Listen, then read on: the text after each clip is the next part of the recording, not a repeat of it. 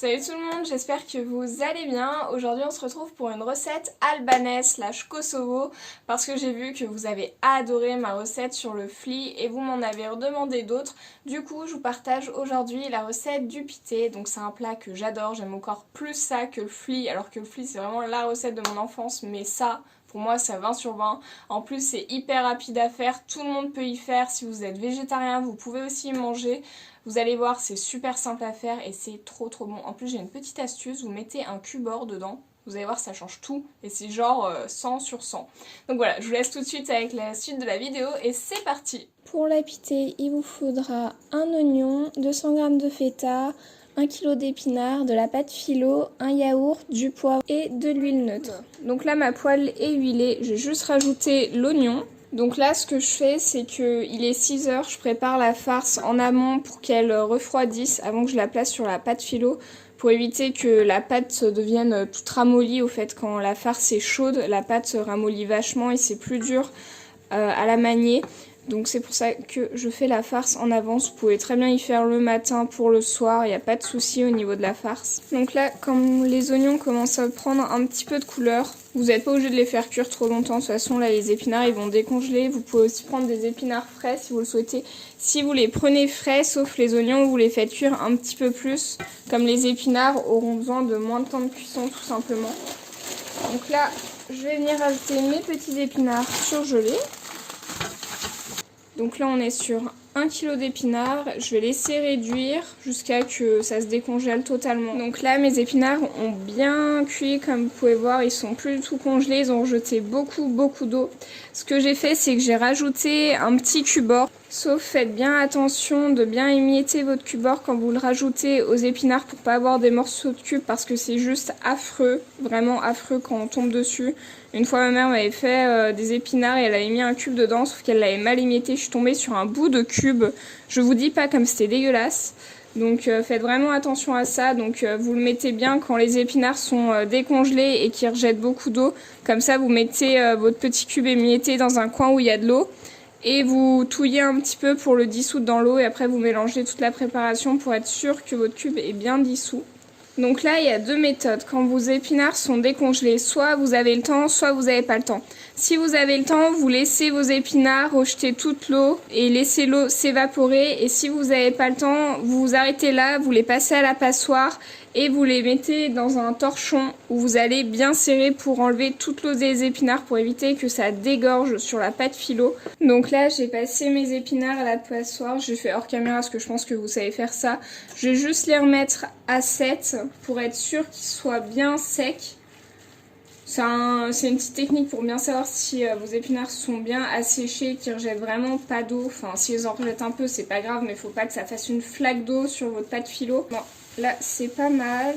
Il n'y a plus d'eau en dessous. Ça commence un petit peu à accrocher à la poêle. Donc, j'arrête là et je laisse refroidir. Donc là, les épinards ont bien refroidi, donc nickel. On va pouvoir passer à l'étape du façonnage, tout simplement. Donc tout d'abord, j'ai pris un moule où j'ai mis du papier cuisson, comme pour le fli. Je mets toujours du papier cuisson dans mon moule, parce qu'il est un petit peu abîmé. J'ai pas envie que ça touche la nourriture, donc je mets toujours du papier sulfurisé. Mais vous n'êtes pas obligé si votre moule ne colle pas ou s'il n'y a aucun souci, tout simplement. Donc il vous faudra la pâte philo, la feta et les épinards qu'on a fait tout à l'heure pour cette étape là. Donc là je viens prendre une pâte philo. Donc là je vais venir diviser la farce en 10 tout simplement parce que j'ai 10 feuilles de pâte philo. Je vais faire au feeling au pire, j'ai un peu la flemme là de calculer. Donc là j'y vais à la main, de toute façon c'est pas chaud, craignez rien, hop là.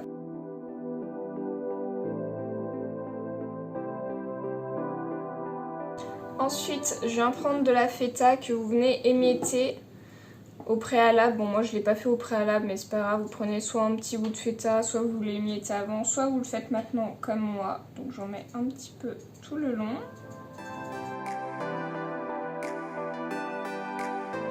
Je fais un petit peu à vue d'œil, il n'y a pas vraiment de dosage. Sauf j'oublie surtout pas que j'ai 10 pâtes à faire. Donc j'utilise pas tout. Hop. Et ensuite, vous prenez la pâte philo, donc comme vous pouvez voir, j'ai laissé un rebord, hop, juste ici, pour pouvoir enrouler la pâte philo. Et là vous venez serrer. Alors c'est pas grave du tout si ça se casse à cette étape-ci. Vous voyez là ça s'est cassé. C'est pour ça qu'on a bien essoré les épinards. Parce que si vous les essorez pas, bah, la pâte philo ça va jamais tenir. Donc c'est normal que ça casse la première fois que vous retournez. Hop, et voilà. Et après ça casse plus comme vous pouvez voir. Tout simplement. Donc c'est vraiment super simple à faire. Vous pouvez y faire dans un plat, normalement les pités, on y fait toujours dans un plat. Après vous pouvez très bien y faire sur votre plaque de cuisson et mettre du papier cuisson. Petit cercle là qu'on va faire, hop hop hop. Voilà, ce mouvement-ci vous pouvez très bien y faire sur un papier cuisson à plat sans y faire dans un moule. Je sais pas si mes explications sont claires.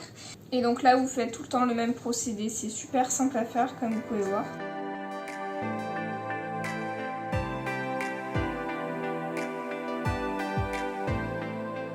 Et là, on y met dans le plat. Et le but, c'est de former un sort de petit escargot.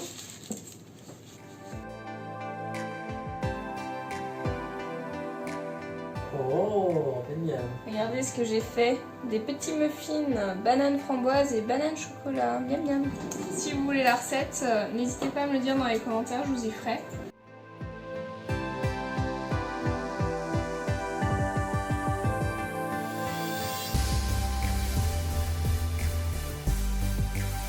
Bon, c'est bien ce que je pensais, j'ai pas assez de place dans mon moule, donc je vais juste y transvaser sur ma plaque de cuisson. Donc là j'ai mis un scie de pâte en dessous, vous pouvez mettre du papier cuisson, ça fera totalement l'affaire. Quand on a fait ça, on va passer à la petite crème, vous allez voir c'est hyper simple qu'on met dessus. Donc comme je vous disais, une matière grasse, un yaourt, et vous pouvez mettre le poivre là aussi si vous le souhaitez. Donc un yaourt nature, vous le mettez dans un petit bol comme ça. Vous rajoutez une cuillère à soupe d'huile. On mélange bien. Vous pouvez venir me saler un petit peu. Alors le sel, il faut vraiment être modéré là-dessus. Parce que comme je vous dis, la feta c'est quand même pas mal salé. Et donc là, on va venir verser la crème dessus. Donc déjà, comme ça, grossièrement.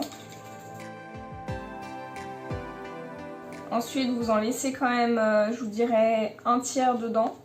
Et on va y étaler au pinceau aux endroits où il n'y a pas de crème, tout simplement.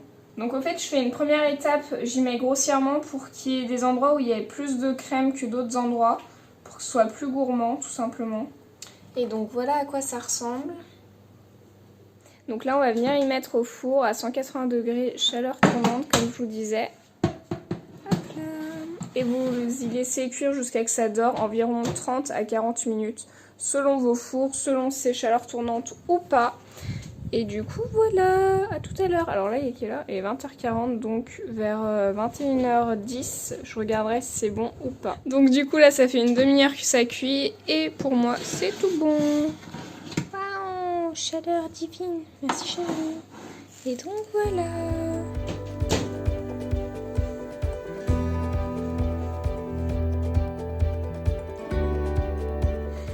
Attends, mais reviens! J'ai faim. Oui. Insupportable. Oui, j'ai faim. Et du coup voilà, cette vidéo est à présent terminée. J'espère que cette recette vous allez vraiment l'essayer, ce que moi j'ai vraiment adoré, et mon copain aussi était hyper impatient comme vous avez pu le voir sur les images et même l'entendre. J'étais en mode mais tu peux pas attendre. C'est vrai que je prends du temps à filmer, mais quand même il peut être un peu patient. En tout cas j'espère que ça vous aura plu. Moi ça m'a fait super plaisir de vous retrouver aujourd'hui pour cette recette en tout cas. N'hésitez pas à liker et à vous abonner si c'est pas déjà fait, et puis on se retrouve très vite dans une prochaine vidéo. Bye!